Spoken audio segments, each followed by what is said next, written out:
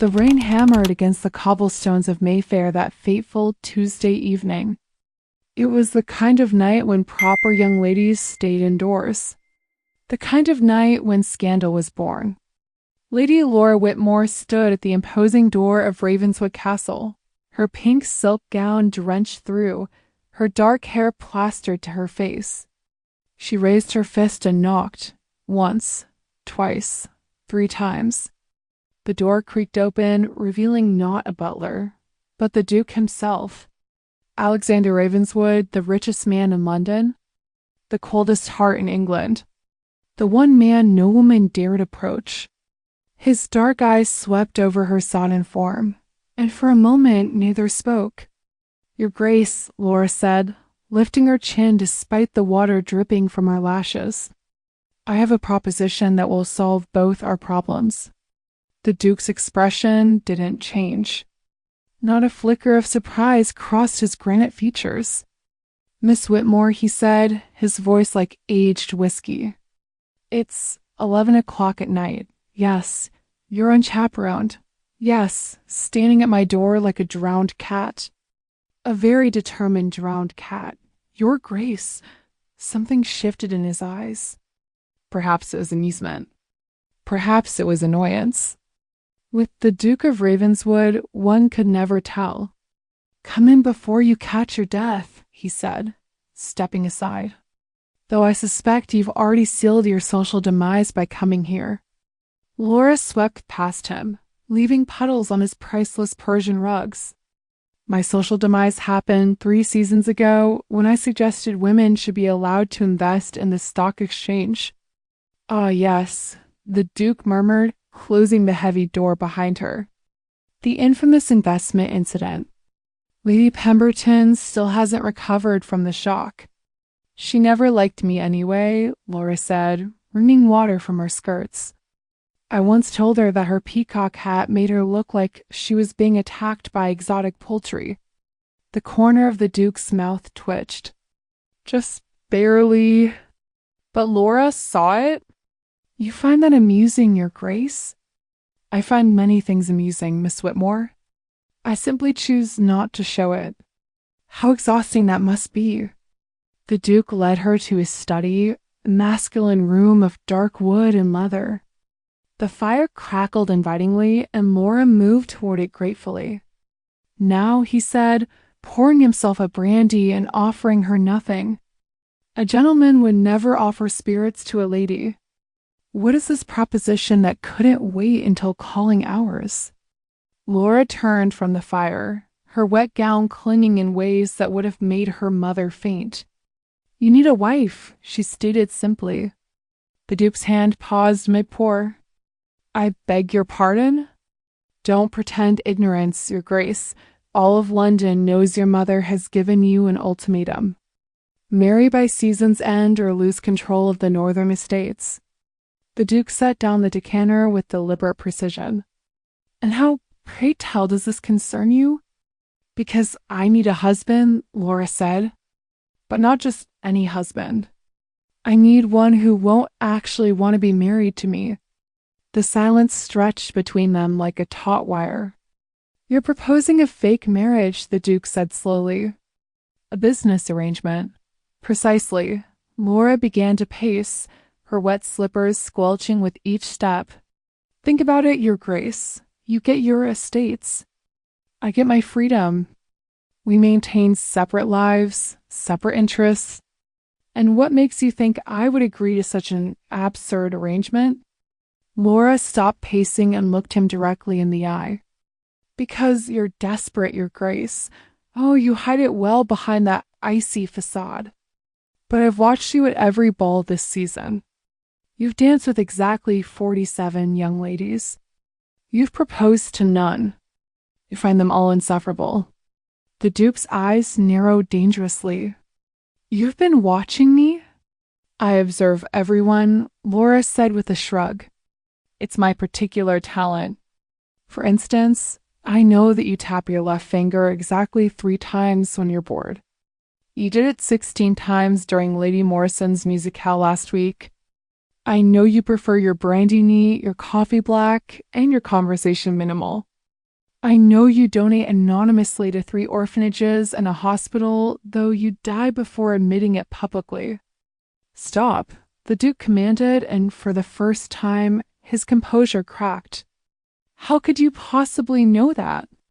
Your butler's wife is my maid's cousin, Laura said simply. Servants talk, Your Grace, especially about generous employers who pretend to be heartless. The Duke stared at her for a long moment. This ridiculous woman in her sodden pink gown, with her wild ideas and keen observations. You're mad, he finally said. Probably, Laura agreed cheerfully. But I'm also your best option. Think about it. I won't simper or fawn. I won't demand your attention or your affection. I won't redecorate your homes or interfere with your business. I'll be the perfect invisible wife. And what do you get from this arrangement? Freedom, Laura said, and for the first time, her voice held a note of longing. Freedom to pursue my inventions without censure. Freedom to travel without a chaperone. Freedom to be myself without the constant weight of society's expectations. Inventions? Laura flushed slightly. I've been working on a new type of steam engine, a more efficient design, but no one will take me seriously as an unmarried woman. As a duchess, however, she let the sentence hang. The Duke walked to the window, staring out at the rain-lashed street. What you're suggesting is fraud, he said quietly. It's survival, Laura countered. For both of us. He turned back to her, and she was struck by how young he suddenly looked. The great Duke of Ravenswood, terror of the ton, was only 28. The weight of his title had aged him beyond his years. There would be rules, he said slowly. Of course. No romantic entanglements. Agreed. Separate bedrooms, naturally. No interference in each. Others' lives, perfect. The Duke studied her for a long moment. Why me, Miss Whitmore? Of all the men in London who need wives, why knock on my door? Laura met his gaze steadily. Because you're the only man in London who won't fall in love with me. The Duke's eyebrow rose. That's rather presumptuous. Is it? Laura tilted her head. Can you name one woman you've ever loved, Your Grace? The Duke's jaw tightened. Love is a luxury I cannot afford. Exactly, Laura said softly. Which makes you perfect for me. The fire crackled in the silence that followed. Finally, the Duke spoke. I'll need time to consider your proposal. Of course, meet me tomorrow night, he said. Hyde Park, near the Serpentine. Midnight, that's rather scandalous, Your Grace. Miss Whitmore, the Duke said dryly. You've just proposed a fraudulent marriage while dripping on my Turkish carpet. I think we're past propriety. Laura grinned, and it transformed her face. Fair point. The Duke rang for his carriage to take her home, and as she reached the door, he called out, Miss Whitmore? She turned. Yes, Your Grace. You're wrong, you know. About what? About me not falling in love with you. Laura's heart skipped, but the Duke continued. I won't fall in love with you because I don't believe in love at all. The next night, Laura arrived at the Serpentine precisely at midnight. The Duke was already there, a dark silhouette against the moonlit water. You came, he said without turning. Did you doubt I would? I thought perhaps sanity might have returned with the sunrise. Laura laughed softly. I've never been accused of sanity, Your Grace. He turned then, and in the moonlight she could see he held a document. I've had my solicitor draw up an agreement, he said. Very thorough of you. I'm always thorough, Miss Whitmore. It's how I've tripled my fortune in 5 years. She took the papers, squinting in the dim light. Separate residences, she read aloud. Monthly allowance of... Good heavens, that's generous. I'm a generous man. When it suits you. The Duke stepped closer, and Laura caught the scent of his cologne. Sandalwood and something darker, more dangerous. There's one condition not in the contract, he said quietly. Oh, we must make it believable. The ton must believe we've fallen madly in love. Laura's pulse quickened. That sounds rather difficult, given that we barely tolerate each other. On the contrary, the Duke said, reaching out to tuck a strand of her dark hair behind her ear. The gesture was so unexpected, so gentle that Laura forgot to breathe. I think we could be quite convincing. His fingers lingered against her cheek for a moment before dropping away. After all, Miss Whitmore, the best lies are always rooted in truth. What truth would that be? Your grace. That, against all logic and reason, the Duke murmured. I find you utterly fascinating. Laura's witty retort died on her lips. We should begin the charade immediately, the Duke continued, all business once more. Tomorrow's the Ashford ball. We'll make our debut as a couple there. That will certainly set tongues wagging. Indeed, the Duke pulled out a small velvet box. You'll need this.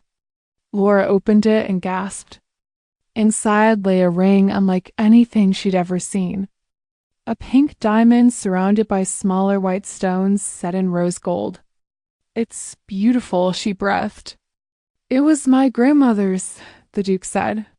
She was the last Duchess of Ravenswood who married for love. How ironic. Perhaps. He took the ring and slipped it onto her finger. It fit perfectly. Now then, the Duke said briskly. We should practice. Practice? Dancing, Miss Whitmore? We need to look like we've been dancing together in secret. Like we can't keep our hands off each other. That seems rather... Laura swallowed hard. Intimate. The Duke held out his hand. That's rather the point. She placed her hand in his, and he pulled her into a waltz position. There was no music, only the sound of water lapping against the bank and the distant cry of a night bird. Yet they danced. The Duke was an excellent dancer, leading her with a confidence that made her feel weightless. You're trembling, he observed.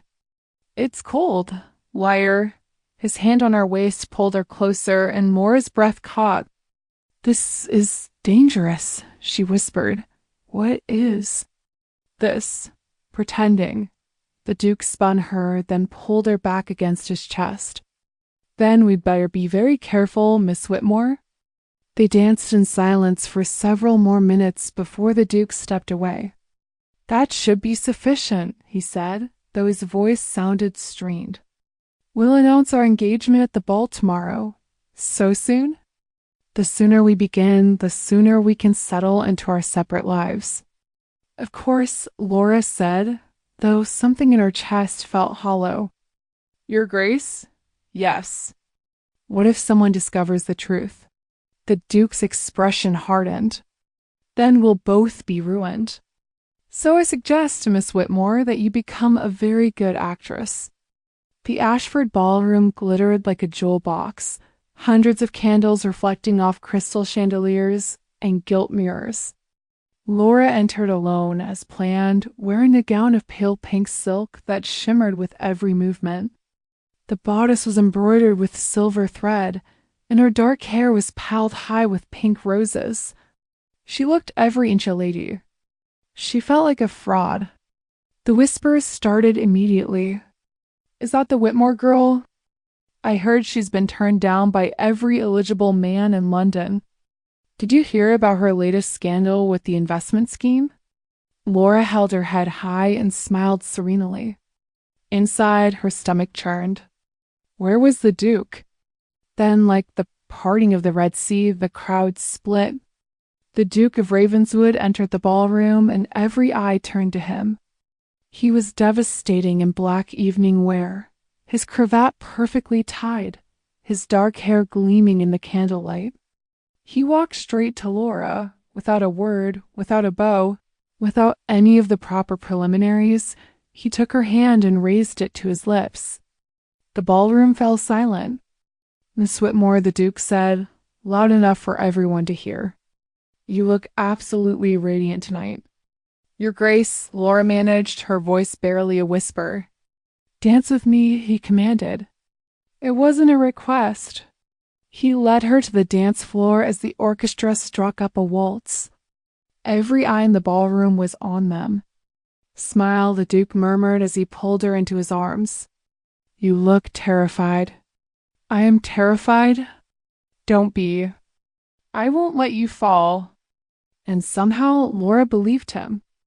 They moved together as if they'd been dancing for years.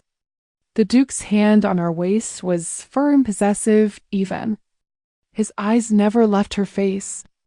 To anyone watching, they looked completely besotted. You're causing quite a scandal, Your Grace, Laura said as he spun her. Good. The more dramatic our courtship, the more believable our marriage. Lady Pemberton looks like she might faint. Excellent. Perhaps she stopped trying to foist her insipid daughter on me. That's rather cruel. Have you met her daughter?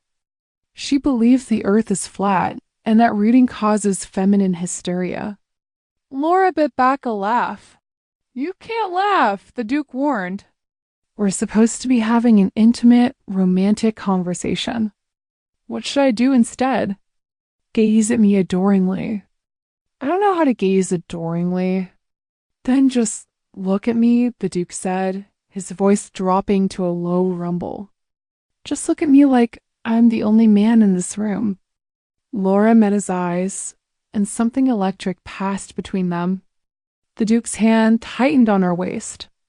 That's perfect, he said roughly. Keep looking at me just like that. The music ended, but the Duke didn't release her. Instead, he led her toward the terrace doors. Your Grace, where are we going? To give them something to really gossip about. They stepped onto the moonlit terrace, and the Duke positioned them perfectly. Just visible enough through the glass doors to be seen, but not heard. What are you doing? Setting the stage, he said, backing her against the balustrade. In about 10 seconds, Lady Morrison will notice us and alert everyone. This is madness. This is necessary.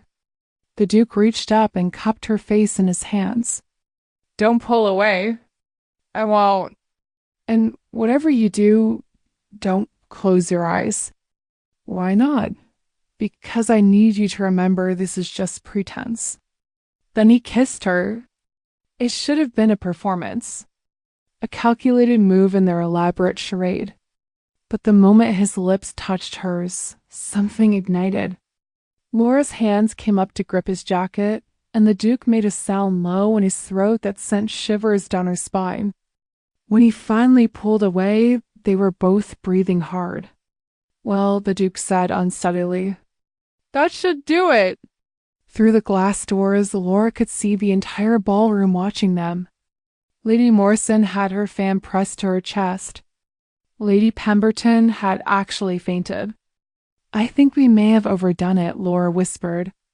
Impossible, the Duke said, though he stepped back, putting proper distance between them.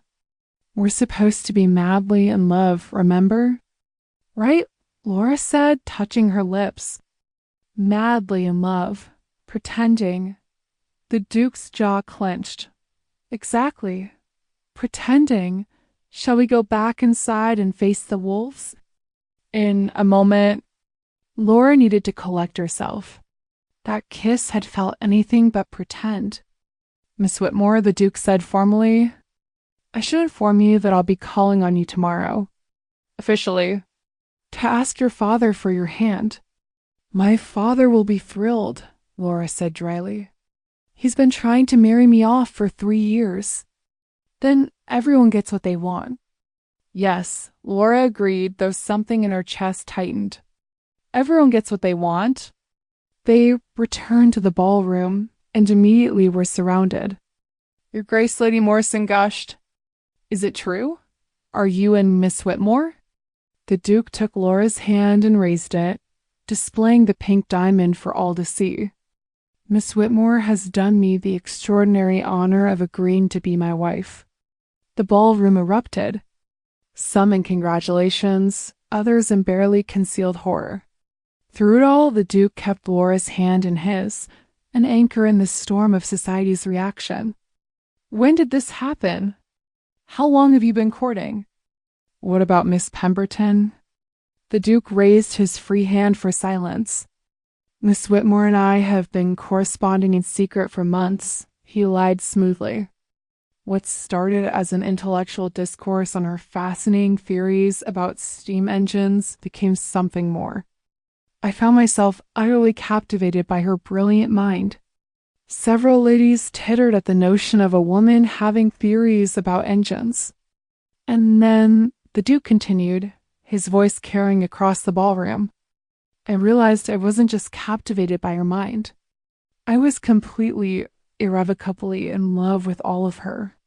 He turned to Laura then, and the look in his eyes was so intense, so believable, that for a moment she forgot it was all an act. Even her tendency to speak her mind at the most inopportune moments, he added with a slight smile. "Especially that, actually." The crowd laughed, charmed despite themselves. "Miss Whitmore," someone called out, "what attracted you to his grace?" Laura knew this was her moment. The Duke had played his part perfectly. Now it was her turn. "His honesty," she said simply. "The Duke of Ravenswood is the only man in London who has never lied to me, never pretended to be something he's not, never made promises he couldn't keep." She looked up at him and found him staring at her with an unreadable expression. In a world full of pretense and falsehood, she continued, "His grace is remarkably, refreshingly real, even when that reality is harsh or cold or difficult. I would rather have his honest coldness than another man's false warmth." The ballroom had gone quiet again. "And besides," Laura added with a mischievous smile, "have you seen him fence? It's quite extraordinary. His form is absolutely perfect." Several ladies fanned themselves vigorously. The Duke's mouth twitched. "You've been watching me fence?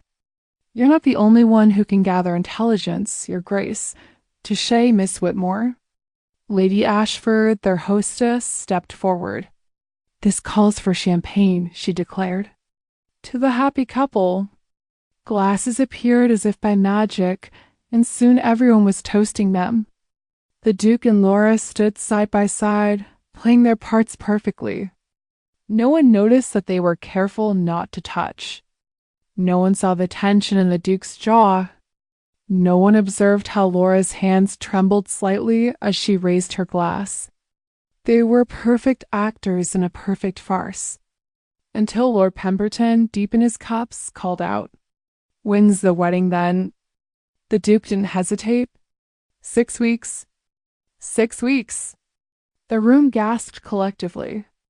"That's hardly enough time to plan a proper wedding." "Miss Whitmore and I see no point in waiting," the Duke said coolly. "When you know, you know. But the settlements, the preparations, the wedding clothes, all can be managed," the Duke said with finality. "I have the resources, and Miss Whitmore has excellent taste." "Don't you, darling?" The endearment hung in the air between them. "Of course, darling," Laura replied, though the word felt foreign on her tongue. The rest of the evening passed in a blur of congratulations and thinly veiled jealousy. Every young lady who had hoped to catch the Duke glared daggers at Laura. Every mother who had pushed her daughter at him looked personally affronted. And through it all, the Duke and Laura played their parts. He was attentive, but not overly so. She was affectionate, but maintained propriety. They danced twice more, the maximum allowed for an engaged couple. Each dance was torture. Each touch burned. Each look had to be carefully calculated to appear loving while remembering it meant nothing. Finally, mercifully, the evening ended. The Duke escorted Laura to her carriage. That went well, he said quietly as they stood in the shadows. We're the talk of London. Indeed. Mission accomplished. Yes, Laura agreed, though she felt strangely hollow. Mission accomplished. The Duke handed her into the carriage, then leaned in the window. Remember, I'll call tomorrow at 2. Your father will likely accept immediately. He's not fool enough to refuse a duke. Of course not. Miss Whitmore. Laura. She looked at him in surprise. He'd never used her first name before. That kiss, he began, then stopped. What about it? It was just for show. I know. I need you to know that. I know, Your Grace. Alexander, he said quietly. If we're to be married, you should use my name. Alexander, she repeated, tasting the name. It suited him. Strong, classical, slightly cold. Good night, Laura. Good night, Alexander. He stepped back, and the carriage rolled away. Laura didn't look back. If she had, she would have seen the Duke standing in the street, watching her carriage until it disappeared around the corner. She would have seen him touch his lips, as if he could still feel her kiss. She would have seen the moment his carefully constructed walls began to crack. True to his word, the Duke called at precisely 2 o'clock the next day. Laura watched from her bedroom window as his impressive black carriage pulled up to their modest townhouse. Her father nearly injured himself in his haste to get to the door. She could hear his booming voice from 2 floors up. Your Grace! What an unexpected honor. Though perhaps not entirely unexpected, given last night's spectacular announcement. Laura cringed. Her father had all the subtlety of a charging bull. She descended the stairs slowly, giving them time for the initial pleasantries. When she entered the drawing room, her father was practically vibrating with excitement. Laura, my dear. His Grace has something to ask you. As if the entire town didn't already know exactly why he was here. Miss Whitmore, the Duke rose and bowed formally. You look lovely today. She was wearing a simple morning dress of pale yellow, nothing special. But the Duke's eyes seemed to catalog every detail. Your Grace, she curtsied. How kind of you to call. Her father looked between them expectantly. Well, then, I'll just leave you 2 alone for a moment. Highly improper, of course, but you're engaged. Or about to be. He bustled out, closing the door with an audible click. Subtle as always, Laura said dryly. I can see where you get your directness from. The Duke moved to the window, keeping his back to her.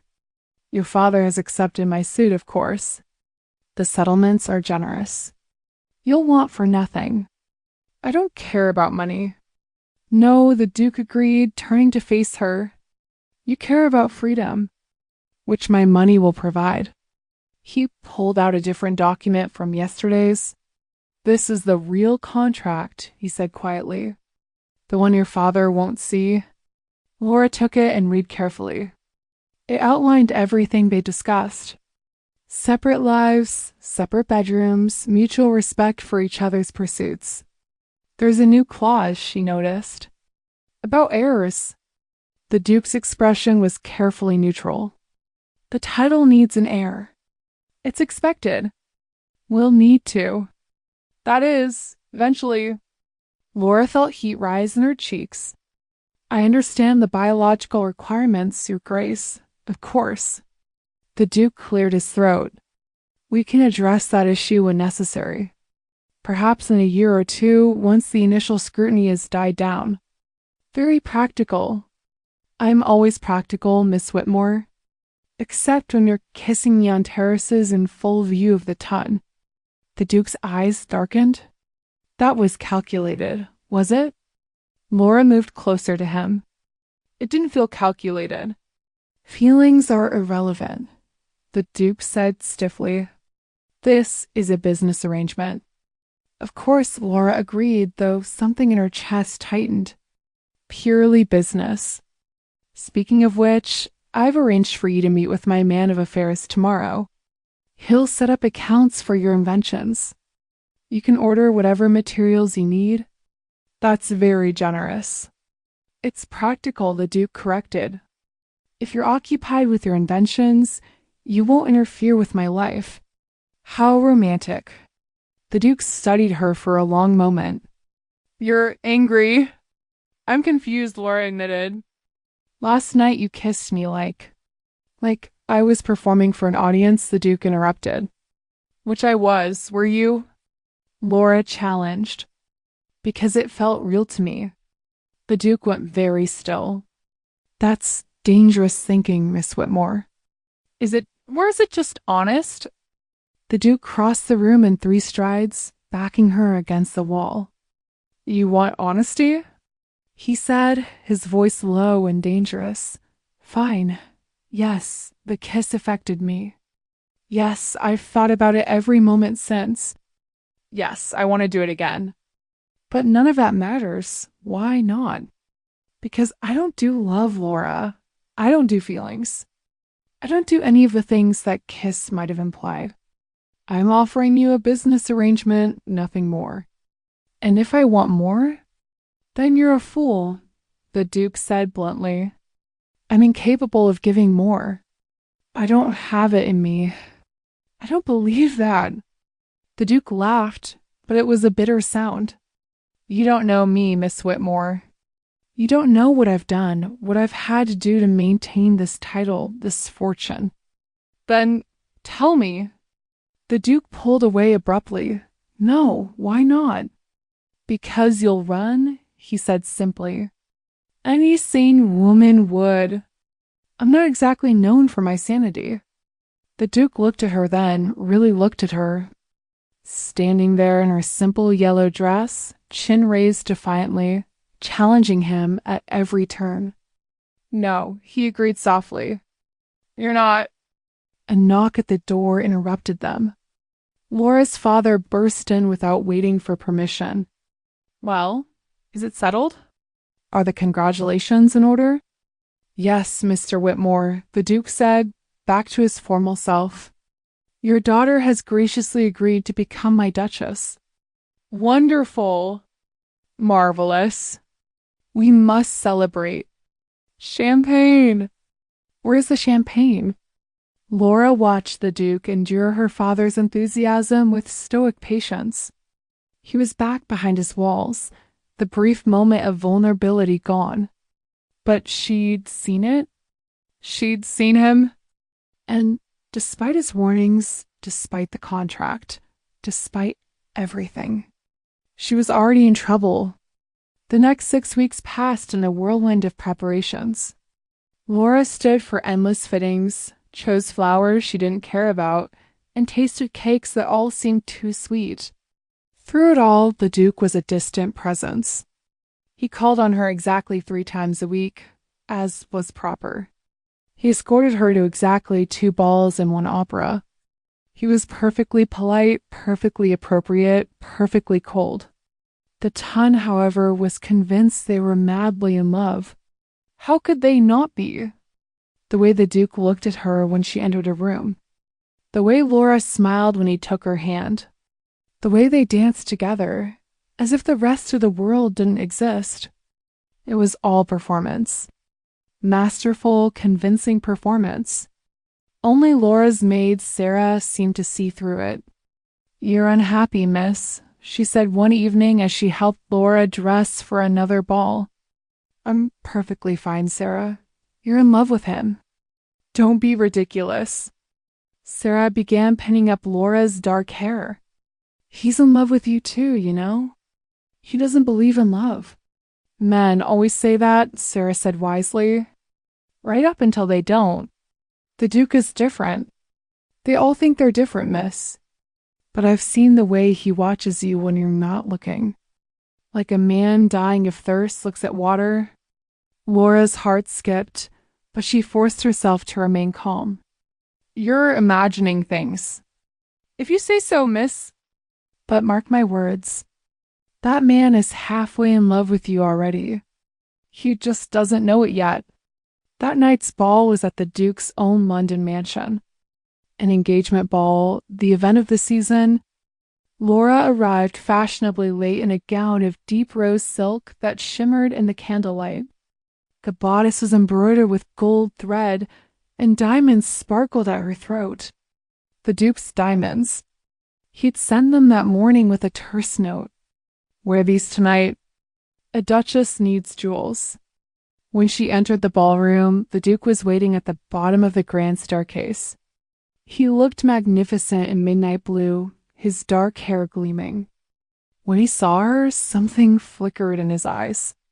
Something hot and dangerous. But it was gone in an instant, replaced by his usual cool demeanor. "You look adequate," he said as he took her hand. "Such flattery will turn my head, Your Grace. We can't have that." "Your head is quite turned enough already." He led her into the ballroom where hundreds of London's elite waited. The orchestra struck up a waltz, and the Duke pulled her into his arms. They danced in silence for several moments before he spoke. "You're wearing vanilla scent tonight. You noticed?" "I notice everything about you," the Duke said quietly. "It's driving me mad." Laura missed a step, but he caught her easily. "That sounds like a feeling, Your Grace. I thought you didn't do those." "I don't," he said tightly, "which is why this is a problem." "What's a problem?" "You," the Duke said simply. "You're a problem, Laura." How flattering. "You disrupt everything. My routine, my peace of mind, my carefully ordered life." "I do apologize." "No, you don't." The Duke spun her, then pulled her closer than was proper. "You enjoy it. You enjoy making me lose control." "Do I make you lose control?" Laura asked innocently. The Duke's hand tightened on her waist. "You know you do." "I know nothing of the sort. You're a terrible liar. And you're a terrible Duke." The Duke raised an eyebrow. "I beg your pardon?" "A proper Duke would be cold and distant. You're supposed to be made of ice." "I am made of ice." "Then why do you burn so hot when you touch me?" The Duke stopped dancing. Right there in the middle of his own ballroom with hundreds of people watching. "Careful, Miss Whitmore," he said softly. "You're playing with fire." "I've always been fascinated by combustion," Laura replied. "It's the most efficient form of energy transfer." "This isn't one of your experiments." "Isn't it?" Laura tilted her head. "Two elements that shouldn't react, forced together by circumstances. The question is whether we'll create steam or an explosion." The Duke stared at her for a long moment.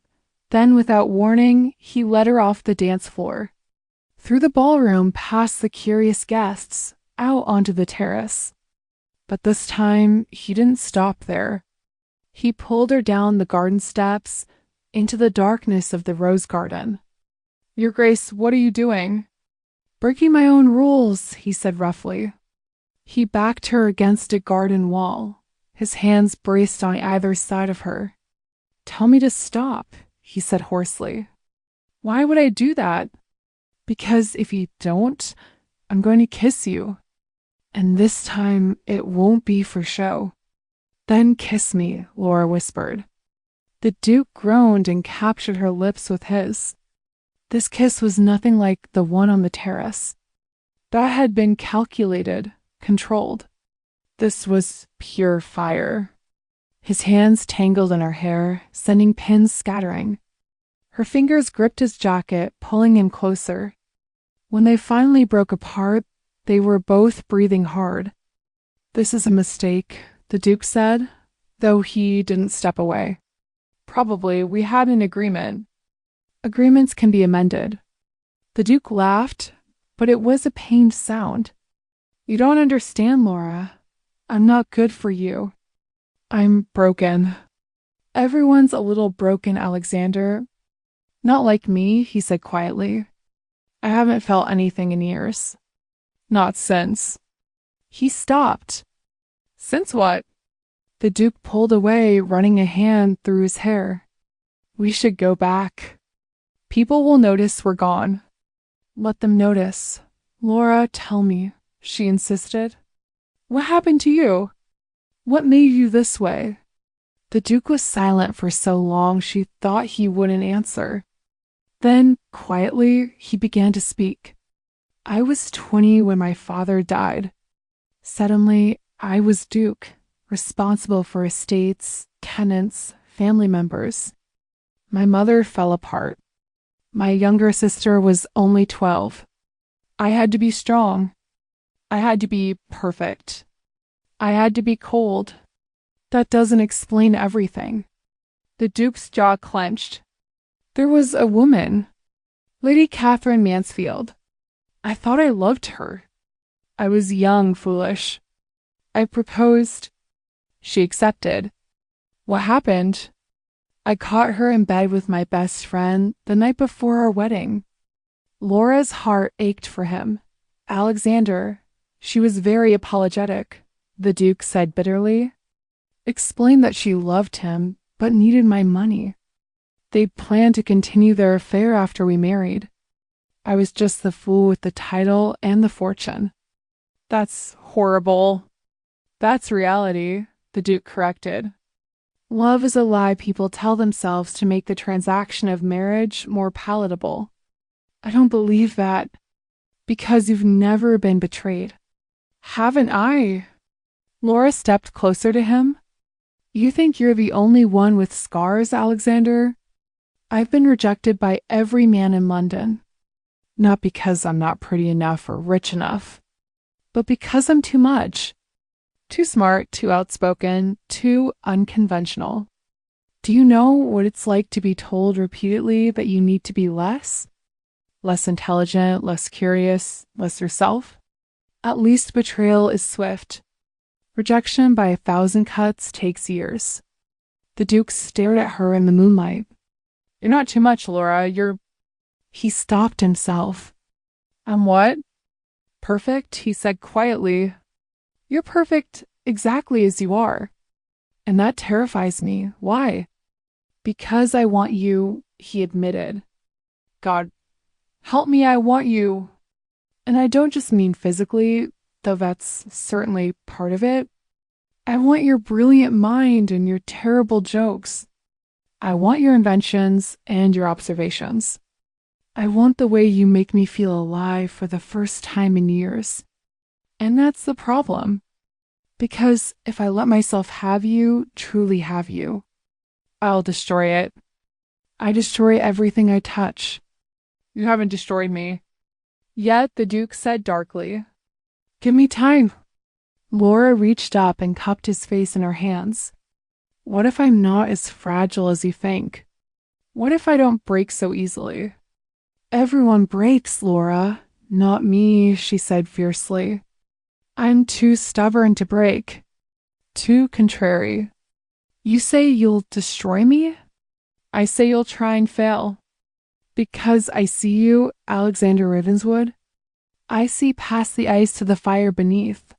And I'm not afraid of getting burned. The Duke closed his eyes, leaning into her touch. You should be afraid. Probably Laura agreed. But I've never been good at doing what I should. When he opened his eyes, they were blazing. You're going to be the death of me, Laura Whitmore. There are worse ways to die. He kissed her again, softer this time. A kiss that tasted like surrender. We should go back, he said when they parted. Before someone comes looking. In a moment, Laura, just let me have this moment, Alexander. Before we go back to pretending. We're not pretending anymore, are we? The Duke asked quietly. I don't know, Laura admitted. I don't know what we're doing. Neither do I, he said. And that terrifies me more than anything. They stood there in the rose garden, holding each other in the darkness. Neither willing to let go. Neither willing to fully surrender. Caught between the agreement they'd made and the feelings they couldn't deny. Finally, voices from the terrace broke the spell. "We need to go," the Duke said. "I know." He helped her pin her hair back up, his fingers gentle. She straightened his cravat, smoothing his jacket. They walked back to the ballroom separately, entering through different doors. To anyone watching, nothing had changed. The Duke was still cold and proper. Laura was still cheerfully unconventional. They danced once more, perfectly correct. They mingled with guests, playing their parts. But Sarah, watching from the side, saw the truth. The way the Duke's eyes followed Laura around the room. The way Laura's hand trembled when she raised her champagne glass. The way they carefully avoided touching, as if contact might ignite something uncontrollable. Halfway in love, Sarah murmured to herself, "More like all the way fallen." The morning of the wedding dawned gray and drizzly. Fitting, Laura thought as Sarah helped her into the elaborate white gown. The dress was a masterpiece of silk and lace, with tiny pearls sewn throughout. It had cost more than her father made in a year. "You look beautiful, miss," Sarah said, stepping back to admire her work. "I look like a cake. A beautiful cake. A beautiful, expensive lie." Sarah's hands still on the veil. "You can still pull it off, miss." "No, I can't. The contracts are signed. The announcements made. The Duke would be ruined. The Duke would survive. But would I—" Laura turned to look at her maid. "Would I survive being the woman who jilted the Duke of Ravenswood?" Sarah had no answer for that. The carriage ride to St. George's Church was silent. Laura's father sat across from her, beaming with pride. "My little girl, a duchess," he kept saying. "Your mother would be so proud." Laura's mother had died when she was 15. She wondered what her mother would really think of this arrangement. Would she be proud? Or horrified that her daughter was marrying without love? The church was packed with the cream of society. Everyone who mattered was there to witness the wedding of the season. Laura stood at the entrance, her hand on her father's arm, and tried to breathe. The organ began to play. The congregation stood. And at the altar she saw Alexander. He looked magnificent in his wedding clothes, tall and imposing. But what struck her was his expression. He looked terrified. For just a moment, their eyes met down the long aisle. And in that moment, Laura saw the truth. He didn't want this any more than she did. Oh, they wanted each other. That was undeniable. But this public spectacle, this binding contract, this pretense of love, neither of them wanted this. But it was too late to stop. Her father walked her down the aisle, each step feeling like a march to the gallows. When they reached the altar, Alexander took her hand. His fingers were ice cold. "Dearly beloved," the priest began, "we are gathered here today." The words washed over Laura in a blur. She made the responses automatically, her mind elsewhere. "Do you, Alexander James Ravenswood, take this woman?" "I do," Alexander said, his voice steady. "Do you, Laura Catherine Whitmore, take this man?" Laura hesitated. Just for a second. But it was enough for whispers to start. Alexander squeezed her hand gently. When she looked at him, he mouthed one word. "Please." "I do," Laura said. The rest of the ceremony passed quickly. The rings were exchanged. The vows completed. "You may kiss the bride," the priest announced. Alexander lifted her veil carefully.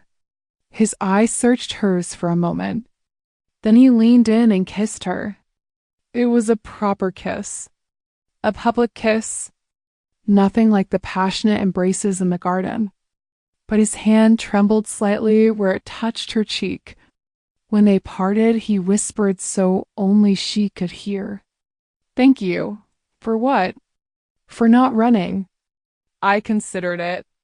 I know." Ladies and gentlemen, The priest announced, "May the first present the Duke and Duchess of Ravenswood." The congregation erupted in applause. Alexander offered her his arm, and they walked back down the aisle as husband and wife.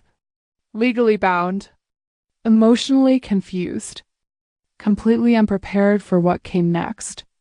The wedding breakfast was held at the Duke's mansion. Hundreds of guests eating, drinking, toasting the happy couple. Laura smiled until her face hurt. Alexander was the perfect host, charming and attentive. No one would guess they'd barely spoken a true word to each other all day. Finally, as evening fell, it was time for them to leave. The guests gathered to see them off. Rice was thrown. Good wishes called out. Alexander helped her into the carriage that would take them to his country estate for their honeymoon. As the carriage pulled away, Laura finally let her smile drop. "Thank God that's over," she said. Alexander loosened his cravat. Indeed, they sat in silence for several minutes. So Laura finally said, "What happens now?" "Now we go to Ravenswood Park," Alexander said. "You'll have the entire East Wing to yourself. I'll be in the West Wing. We need not see each other except at meals." How romantic. "You knew what this was, Laura." "I did," she agreed. "I do. It's just, what?" "Harder than I expected." Alexander looked out the window. "Yes," he said quietly. "It is." The rest of the journey passed in silence. When they arrived at Ravenswood Park, it was full dark. The massive estate loomed against the night sky, all towers and Gothic arches.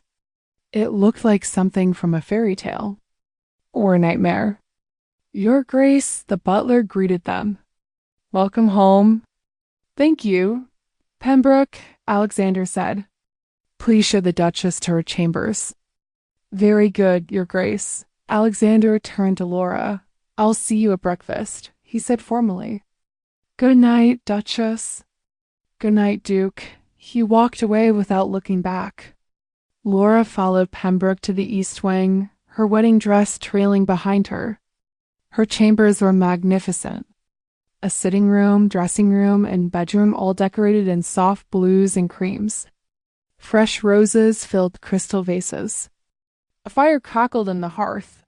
It was beautiful. It was luxurious. It was lonely. Sarah appeared to help her undress. "How was the journey, Your Grace?" "Your Grace." Even Sarah had to call her that now. "Fine," Laura said numbly. "Shall I prepare your night things?" "Yes, no, wait." Laura moved to the window, looking out at the dark grounds. "Sarah, is this normal?" "What, Your Grace?" "A husband and wife in separate wings on their wedding night?" Sarah hesitated. "Every marriage is different, Your Grace." "That's not an answer." "No," Sarah said quietly. "It's not normal. Not for a love match." "But this isn't a love match." "Isn't it?" Laura turned to look at her maid. "You've been saying for weeks that he loves me." "I believe he does, Your Grace, but believing and accepting are different things. His Grace strikes me as a man at war with himself." "And I'm casualties of that war?" "Or perhaps you're the only one who can end it." Laura laughed bitterly. "I can't even get him to stay in the same wing as me, Sarah. How am I supposed to end his internal war?" Sarah came to stand beside her at the window. "My mother used to say that the hardest battles aren't fought with swords. They're fought with patience, with kindness, with showing up even when it's difficult." "Your mother sounds wise." "She was," Sarah said. "She also said that men are idiots when it comes to feelings. They'd rather die than admit vulnerability." "That does sound accurate."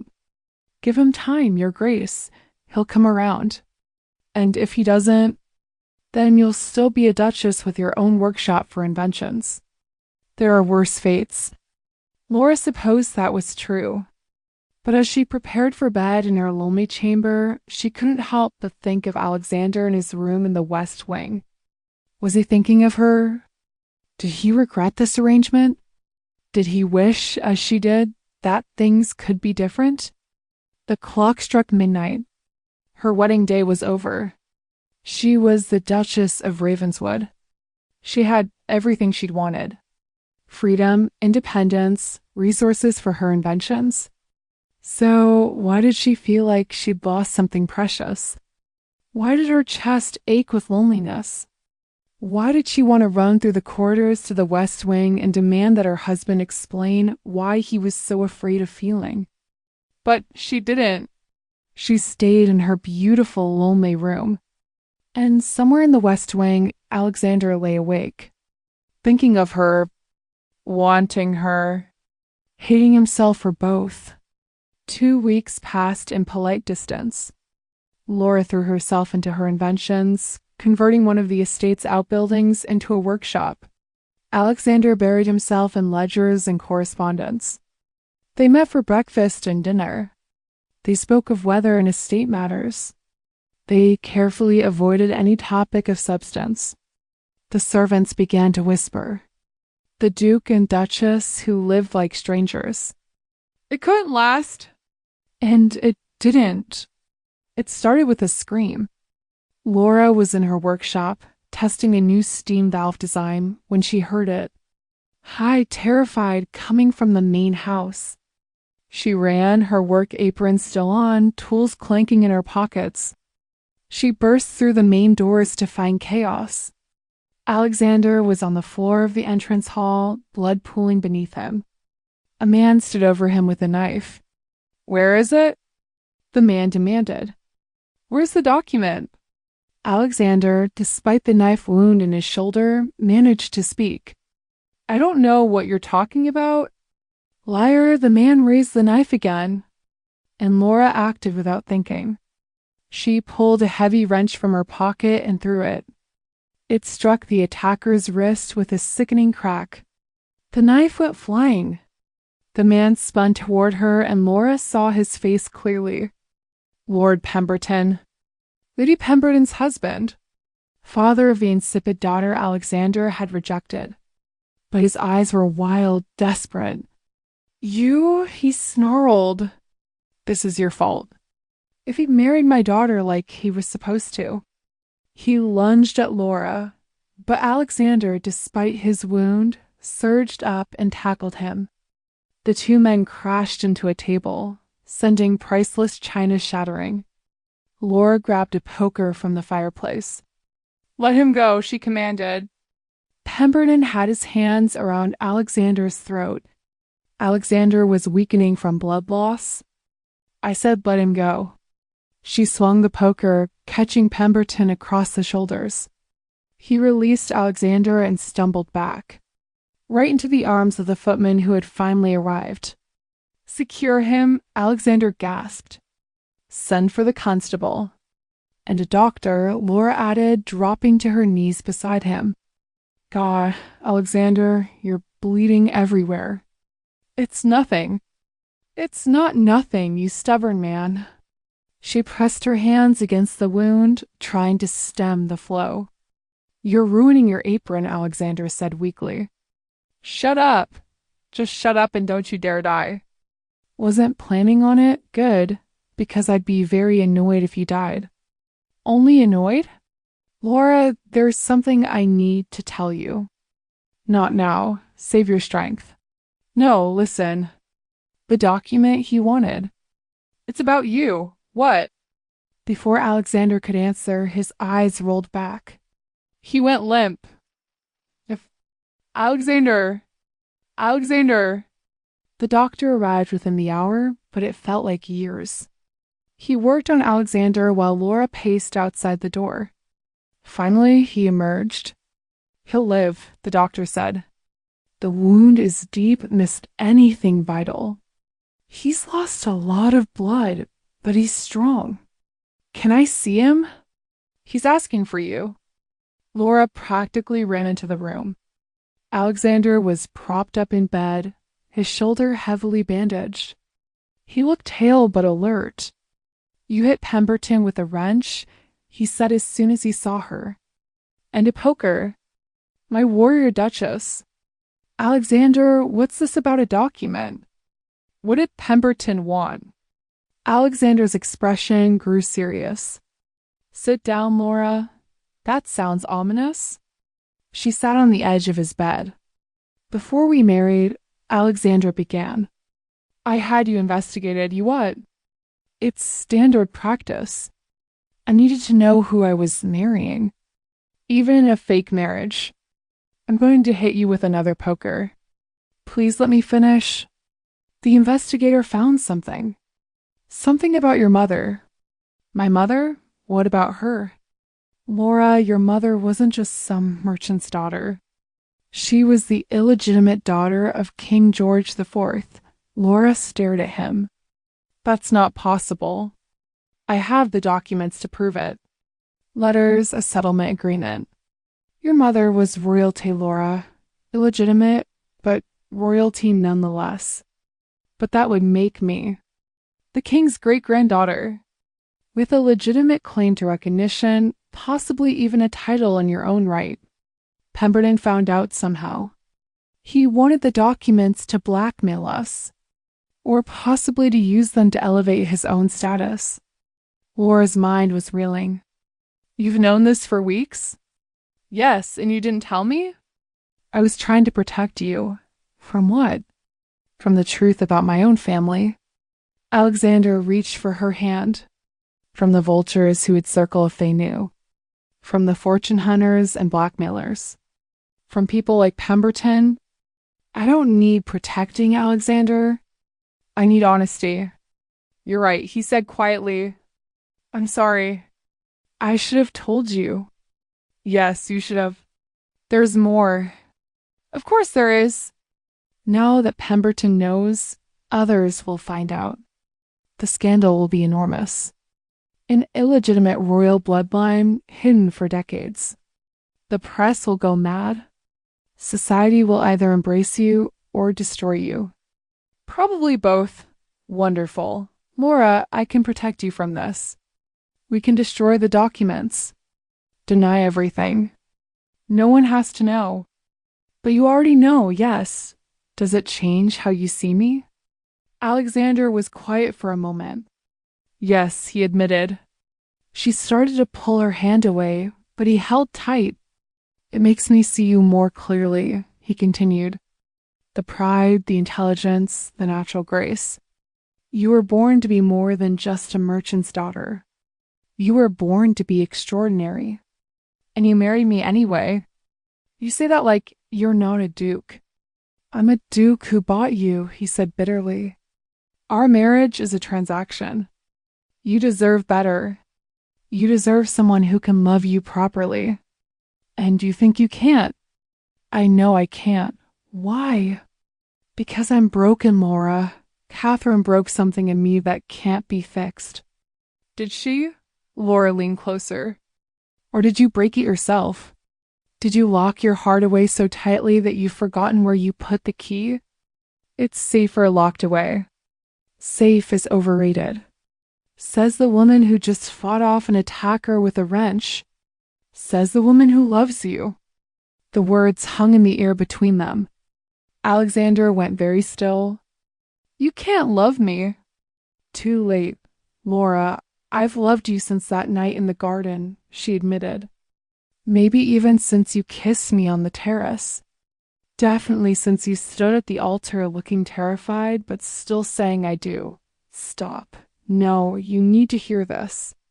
I love your stupid pride and your ridiculous walls. I love how you pretend to be cold, but donate to orphanages in secret. I love how you watch me when you think I'm not looking. I love how your hands shake when you touch me. I love you, Alexander Ravenswood. All of you. Even the broken bits. Especially the broken bits. You don't know what you're saying. I'm the great-granddaughter of a king, Laura said with a slight smile. I think I'm qualified to know my own mind. This wasn't part of our agreement. Then let's amend the agreement. You can't just... Alexander stopped, wincing as he shifted. You need to rest, Laura said, standing. We can discuss this later.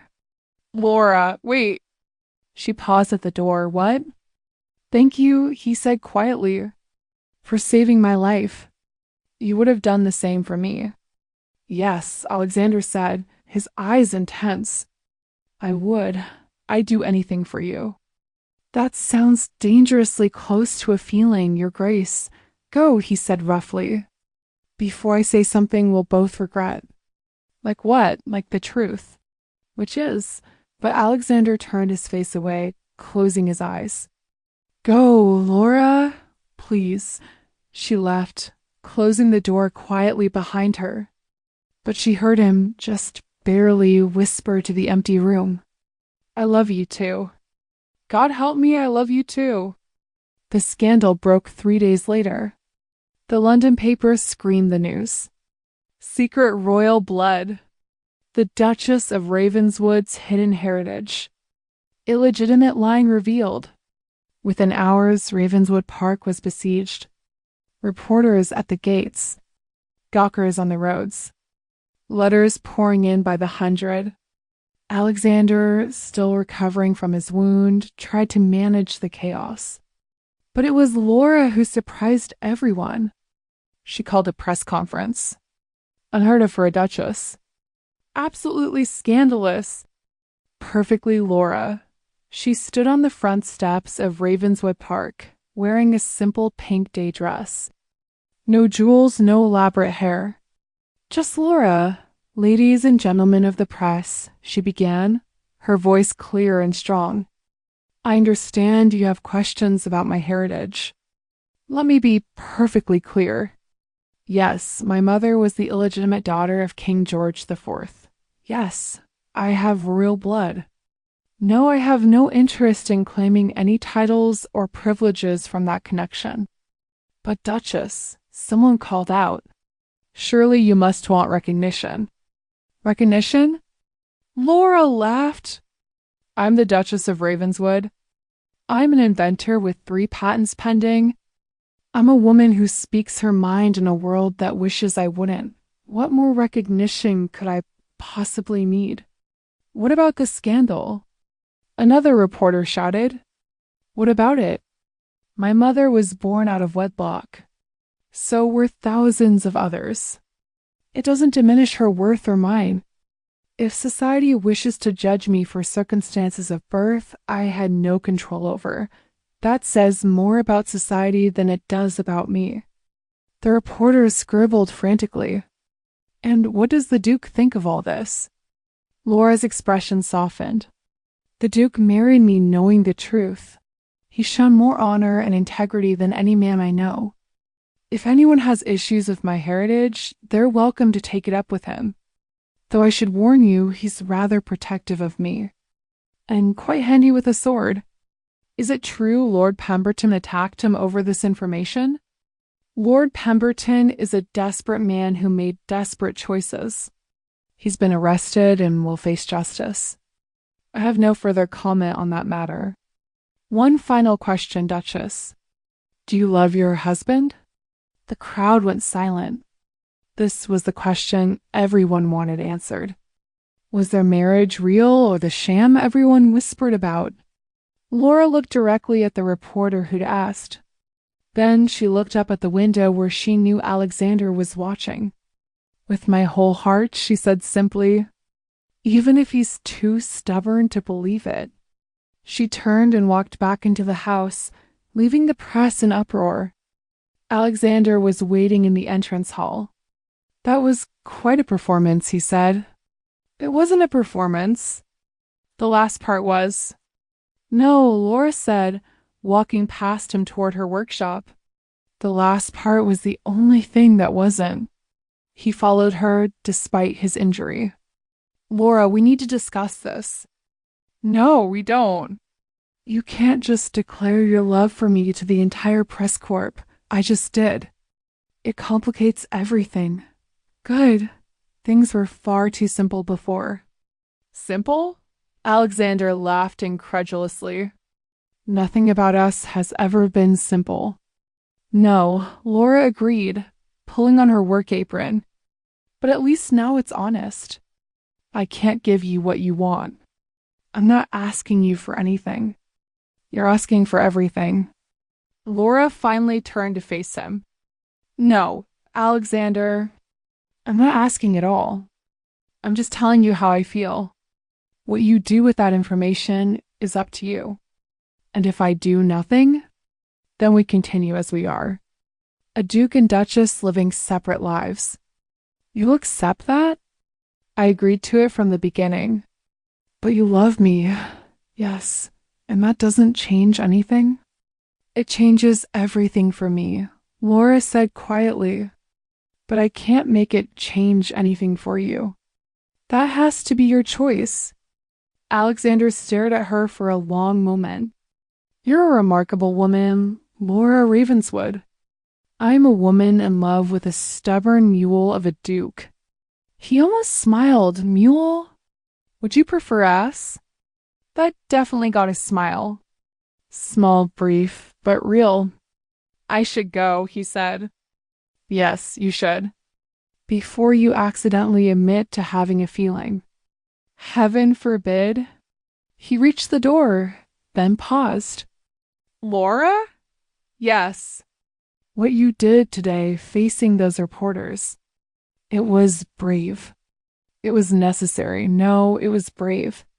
And He stopped. You're what? Proud? He said quietly. I'm proud to call you my Duchess. Then he left before she could respond. Laura stood in her workshop, tools forgotten. Proud. He was proud of her. It wasn't a declaration of love, but it was something. A crack in the wall. A glimpse of a man beneath the ice. Sarah appeared in the doorway. Your Grace? Are you all right? I don't know, Sarah. I honestly don't know. He'll come around, Your Grace. A man doesn't look at a woman the way he looks at you unless he's in love. Then why won't he just say it? Because men are idiots, Your Grace, brilliant in business, hopeless in matters of the heart. He needs time. How much time? We've been married 2 weeks. My parents courted for 2 years before my father admitted he loved her.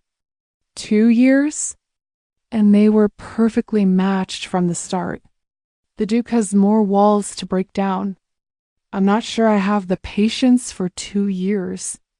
Then, perhaps, Sarah suggested carefully, you might need to take more drastic measures.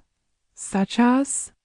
Well, Your Grace, sometimes absence makes the heart grow fonder. And sometimes jealousy makes it grow faster. Sarah, are you suggesting I make my husband jealous? I'm suggesting that the Duke needs to realize what he could lose. Right now, he thinks you'll wait forever. Perhaps he needs to learn otherwise. That's manipulative. That's marriage, Your Grace. Laura considered this. It went against her nature to play games. But then again, her straightforward approach wasn't working. There's that house party next week, she mused. At Lady Ashford's estate. The Duke declined the invitation, but I could go alone. And Lord Hartwell will be there, Sarah added innocently. He's always been quite taken with you. Sarah, I'm merely observing, Your Grace. Lord Hartwell is young, handsome, and available. If you were to dance with him, perhaps laugh at his jokes. Well, who could blame you? You're a married woman starved of affection. This is a terrible idea. Or a brilliant one. Either way, it's better than watching you pine. Laura made her decision. Send word to Lady Ashford. Tell her I'll attend the house party alone. Lady Ashford was delighted to have the new Duchess of Ravenswood at her house party, especially without her intimidating husband. My dear Duchess, she gushed as Laura arrived. How brave of you to come alone. Though I suppose after facing down those reporters, a simple house party is nothing. Indeed, Laura agreed. though I do hope for a quiet week. No scandals, no drama. Oh, my dear, Lady Ashford laughed. You're at one of my parties. Drama is guaranteed. She wasn't wrong. Lord Hartwell was there, as Sarah had predicted. 25, blonde, charming, and absolutely delighted to see Laura. Duchess, he said, bowing over her hand at dinner. You're even more radiant than the papers suggested. The papers say many things, Lord Hartwell. Few of them true. They say you're brilliant. That seems true. They say you're beautiful. Definitely true. And they say your husband is a fool for leaving you alone. That might also be true. Laura laughed despite herself. Lord Hartwell, are you flirting with a married woman? I'm merely observing, Your Grace. Is your husband really recovering from an injury, or could he simply not be bothered to escort you? He was actually stabbed, my lord. Defending your honor? Something like that. How romantic. Yet he's not here. He needs his rest. And you need entertainment. Lord Hartwell smiled. Lucky for you, I'm excellent at entertainment. Over the next 3 days, Lord Hartwell was constantly at her side. He was witty, attentive, and completely appropriate, never crossing lines but dancing right up to them. They played croquet, and he made her laugh with outrageous commentary. They rode together, racing across the fields. They danced at the evening entertainments, always properly, always watched. And every night, Laura returned to her room feeling guilty. She wasn't doing anything wrong. But she knew Alexander would hate this, which was, of course, the point. On the 4th day, everything changed. Laura was in the garden with Lord Hartwell, examining Lady Ashford's new roses. These are extraordinary, she was saying. The color is unlike anything I've seen. Not as extraordinary as you, Lord Hartwell said. My lord, forgive me, he said quickly. But I must speak. I know you're married. I know it's wrong. But Duchess, everyone knows your marriage is arranged. A business transaction. That's not. Please, let me finish. You deserve to be loved. Truly loved. Cherished. Adored. Lord Hartwell. I could love you like that, he said earnestly. I already do, I think. From the moment I saw you stand up to those reporters. So brave, so magnificent. My lord, you must stop. Must I? He stepped closer. Tell me you love your husband. Tell me your marriage is real, and I'll never speak of this again. Laura hesitated. Because the truth was complicated. She loved Alexander desperately. But was their marriage real if he wouldn't admit to loving her back? You see, Lord Hartwell said softly, you can't say it. Because it isn't true. It is true, a cold voice said from behind them. And if you value your life, Hartwell, you'll step away from my wife immediately. Laura spun around. Alexander stood at the garden entrance, travel-worn and furious. His shoulder was still bandaged under his coat, and he looked pale. But his eyes were blazing with a rage she'd never seen. Alexander, she breathed. What are you doing here? Claiming what's mine, he said, never taking his eyes off Lord Hartwell. Hartwell, to his credit, didn't back down. Are you, your grace? Because from where I stand, you've been neglecting your duchess shamefully. Alexander moved then, faster than a wounded man should be able to. He positioned himself between Laura and Hartwell, his body radiating menace. Let me be very clear, Lord Hartwell. If you so much as look at my wife again, I will destroy you. Not just socially. Not just financially. I will systematically dismantle every aspect of your life until you wish you'd never heard the name Ravenswood. You can't threaten me. I just did. Now leave. Before I forget, I'm a gentleman. Lord Hartwell looked at Laura. Duchess, if you need. She doesn't need anything from you, Alexander snarled. Go. Now. Hartwell went, but not before saying quietly, You don't deserve her. No, Alexander agreed, his voice deadly. I don't.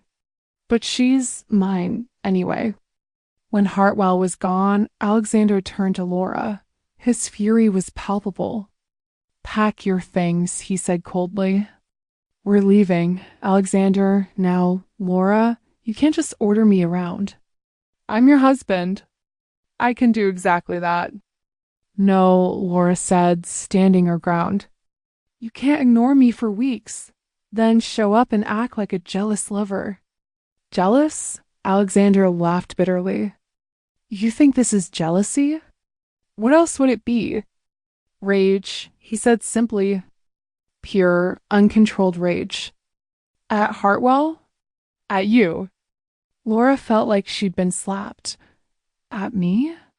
You came here, he said, his voice shaking. You came here and let him. Let him court you. Let him touch you. Let him fall in love with you. He didn't touch me. He wanted to. God, Laura, he wanted to. And you knew it? Yes, she admitted. I knew it. Why? He demanded. Why would you do this? Because I needed you to feel something. Laura exploded. Anything. Even if it was anger. I've told you I love you. I've been patient. I've been understanding. And you give me nothing. So yes, I came here. Yes, I let Lord Hartwell pay attention to me. Because at least he's not afraid to admit he has feelings. I have feelings, Alexander roared. Is that what you want to hear? I have so many feelings I can't breathe. I think about you every moment of every day. I dream about you every night. I want you so badly I can't think straight. Is that enough feeling for you? Then why won't you just say it? Say what? That you love me. Because love destroys everything. Alexander was breathing hard, his control completely shattered. Love makes you weak, vulnerable. It gives someone else the power to destroy you. And I can't. I won't give anyone that power again. Not even me. Especially not you. Why? Because you already have too much power over me. Alexander ran his hands through his hair, pacing like a caged animal. Don't you understand? You've already broken down every wall, every defense. If I let myself love you, if I admit what I already know to be true, I'll be completely at your mercy. And when you leave, I won't leave. Everyone leaves. Alexander shouted. My father died. My mother retreated into madness. Catherine betrayed me. Everyone I've ever cared about has left or hurt me. So I stopped caring. I built walls so high and thick that nothing could get through. And then you showed up at my door in the rain. Alexander stopped pacing, looking at her with tortured eyes. You showed up with your ridiculous proposal and your terrible jokes, your brilliant mind and your fearless heart.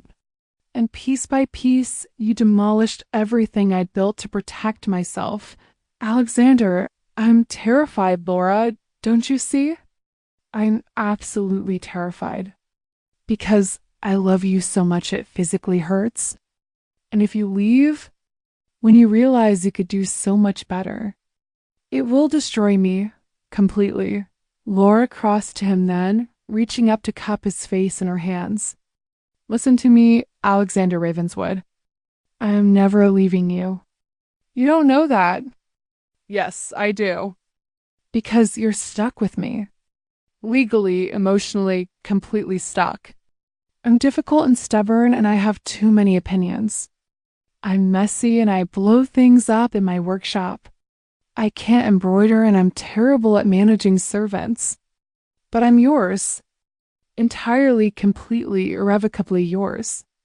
And nothing, Not your fears, not your walls, not your stubborn refusal to be happy. Nothing will change that. Laura, I love you, she said firmly. And you love me. So stop being an idiot and kiss me. For a moment, Alexander just stared at her. Then he pulled her against him and kissed her with all the passion he'd been holding back. It was desperate and hungry and full of need. When they finally broke apart, both were breathing hard. I love you, Alexander said quietly. God help me, I love you, Laura. Say it again. I love you. Again. He laughed then, really laughed. I love you, you impossible woman. I love you and it terrifies me. But not loving you. Pretending not to love you. That's worse. Much worse, Laura agreed. We should go home, Alexander said. Back to Ravenswood Park? Unless you prefer to stay here with Lord Hartwell. She hit his good shoulder.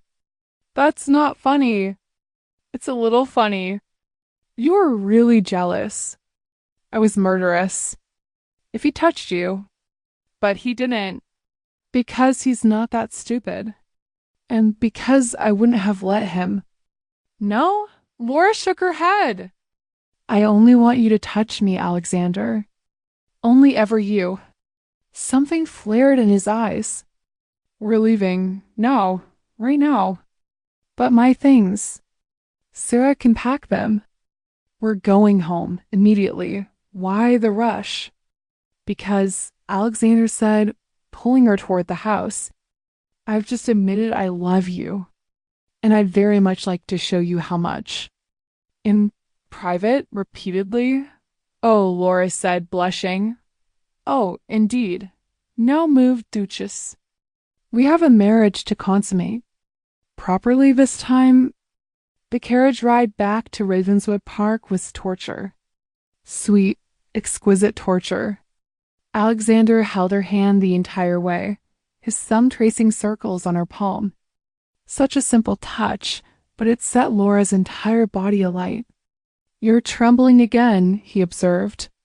Still cold? No. Good. Alexander brought her hand to his lips. I've wanted to do this for weeks. Just hold my hand? Among other things. What other things? Patience, Duchess. We'll be home soon. Not soon enough. Alexander's eyes darkened. You're going to be the death of me. But what a way to go. When they finally arrived at Ravenswood Park, Alexander practically dragged her from the carriage. Your Grace, Pembroke began. Shall I have dinner? No dinner, Alexander said curtly. We're not to be disturbed. Very good, Your Grace. Alexander led Laura not to the east wing, but to his chambers in the west. Are you sure? She asked as they stood at his door. I've never been more sure of anything in my life. He opened the door and pulled her inside. His chambers were all dark wood and burgundy. Masculine, elegant, and somehow lonely. This is where you've been hiding, Laura said softly. Not hiding. Protecting myself. From me. From everything. But mostly from how much I wanted you here. And now you're here. And I'm never letting you leave. He kissed her then, slow and deep. All the desperate passion from the garden replaced with deliberate intent. I love you, he said against her lips. I love you, and I'm sorry it took me so long to say it. Show me, Laura whispered. Show me how much. So he did. With careful hands and reverent touches. With whispered words and promises. With all the passion he'd been holding back for weeks. And when they finally lay entwined in his bed, the afternoon sun painting golden stripes across their skin, Laura thought she might die from happiness. Are you all right? Alexander asked, pressing a kiss to her shoulder. More than all right. Though I think we may have missed dinner. Among other meals. Alexander laughed, pulling her closer. We should probably eat something eventually. Eventually, Laura agreed. But not yet. No, not yet. They lay in comfortable silence for a moment. Alexander? Yes, love? The endearment made her heart skip. What happens now? What do you mean? Well, we had an agreement. Separate lives, no feelings. We've rather spectacularly broken that agreement. So, what happens now? Now, Alexander said, turning to face her. We make a new agreement. What kind of agreement? The kind where you're my wife in every sense. Where we share chambers and meals and lives. Where I support your inventions and you tolerate my moods. Where we face whatever scandals come together. Where we have children who inherit your brilliance and hopefully your temperament. Where I tell you I love you every day for the rest of our lives. That sounds like a very good agreement. There's one condition. What's that? No more house parties with Lord Hartwell. Agreed. No more Lord Hartwell at all, actually. Alexander, he was just... I know what he was. And I understand why you did it. But Laura, I need you to know. You never have to scheme to get my attention. You have it. All of it. Always. Even when you're being a stubborn, emotionally constipated duke. Especially then. That's when I need you most. To knock down my walls and call me an idiot. You're an idiot. But you're my idiot. Forever? Alexander asked, and for the first time, she heard vulnerability in his voice. Forever, Laura confirmed. Though I should warn you, I'm going to fill this house with the sound of explosions from my workshop. I'm going to scandalize society regularly. And I'm probably going to accidentally set something on fire at least once a month. Alexander laughed. I wouldn't have you any other way. Good, because you're stuck with me now? Legally and everything. The best business arrangement I ever made. Is that what we're calling it? No, Alexander said, pulling her in for another kiss. We're calling it love. Real, terrifying, complicated, perfect love. I can live with that. So can I, Alexander said. Finally, so can I. The Duchess of Ravenswood stood at the top of the grand staircase, surveying the ballroom below. It was their first anniversary, and Alexander had insisted on a grand ball. The same people who had gossiped about their strange marriage now looked at them with envy, because anyone could see the Duke and Duchess were madly in love. The way he looked at her when she entered a room. The way she laughed at his dry humor. The way they danced, lost in each other. You look magnificent, Alexander said, appearing beside her. This dress is ridiculous. 6 layers of silk. Who needs 6 layers? You do, apparently. You're the Duchess of Ravenswood. You need to look the part. I'd rather be in my workshop. Later, Alexander promised. I'll help you out of all 6 layers. That sounds like a lot of work. I'm very dedicated to my duties as a husband. Laura laughed, taking his offered arm. Shall we scandalize them all, Your Grace? Always, Your Grace. They descended the stairs together, and the ballroom turned to watch. The Duke and Duchess, who had started as a business arrangement, who had fought through fear and doubt, who had discovered that sometimes the best love stories begin with the worst ideas. Ladies and gentlemen, Alexander announced, thank you for joining us to celebrate our anniversary. A year ago, I married this woman in what was supposed to be a simple arrangement. The crowd murmured. Were they finally admitting the truth? But I discovered something, Alexander continued. The best plans are the ones that fall apart. Because if I'd stuck to the plan, I would have missed the greatest adventure of my life. Loving this brilliant, impossible, wonderful woman. He turned to Laura. You destroyed every wall I built. You refused to let me hide. You loved me when I didn't deserve it. And you hit Lord Pemberton with a wrench, which was quite impressive. The crowd laughed. So tonight, in front of everyone who doubted us, everyone who said our marriage was a sham, I want to say this. I love you, Laura Ravenswood. Not as a business arrangement, not as a convenience, but truly, madly, desperately.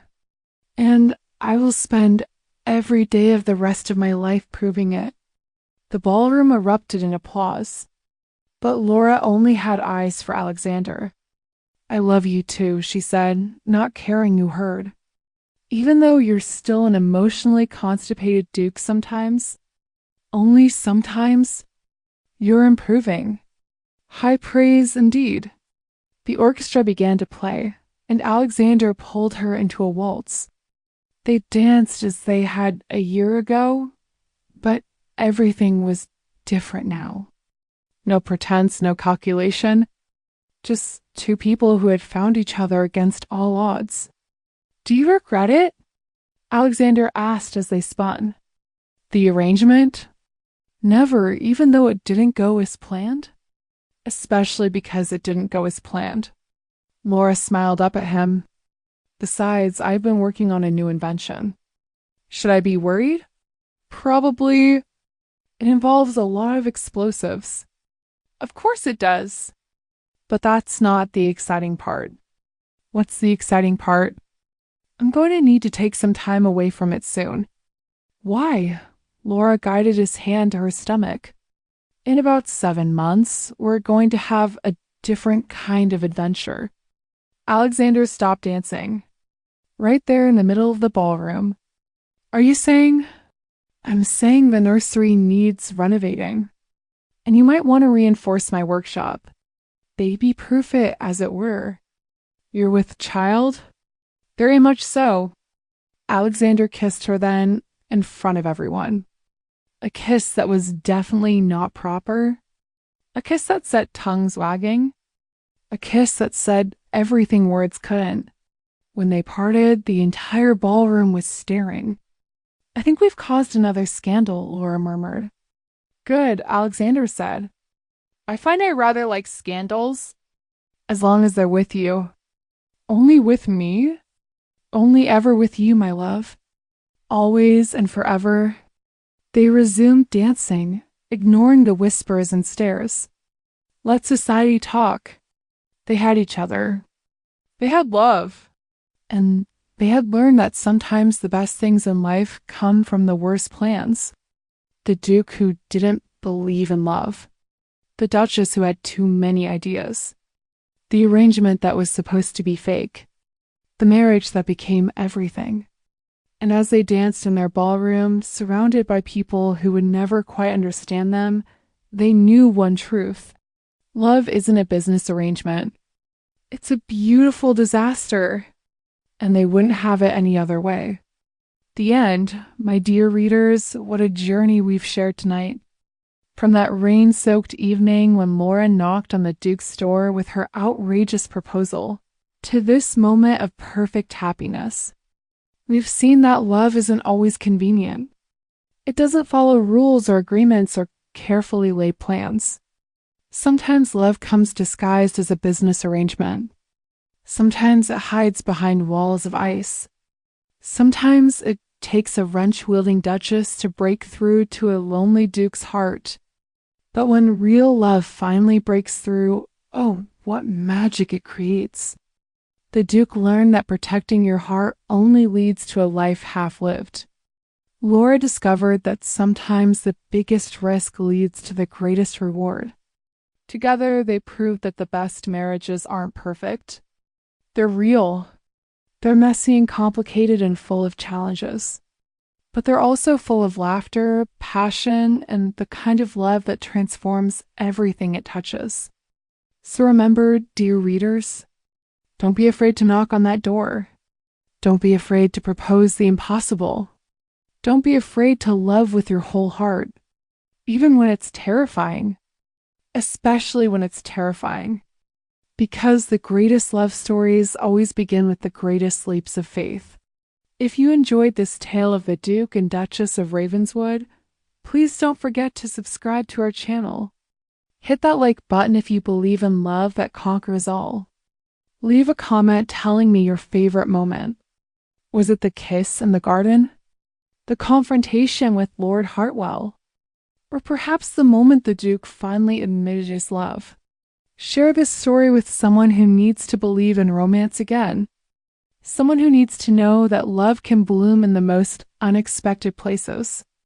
And remember, there are more tales to come. More dupes to thaw. More duchesses to admire. More love stories that will warm your heart and remind you why we all believe in happily ever after. Until next time, dear readers, may your own love story be as passionate as Laura and Alexander's. May you find someone who sees past your walls to the heart within. And may you always have the courage to knock on that door, even in the rain, even when all seems lost. Because you never know when you might find your own Duke waiting on the other side. With love and romance, always your dear David Ted Sordeler.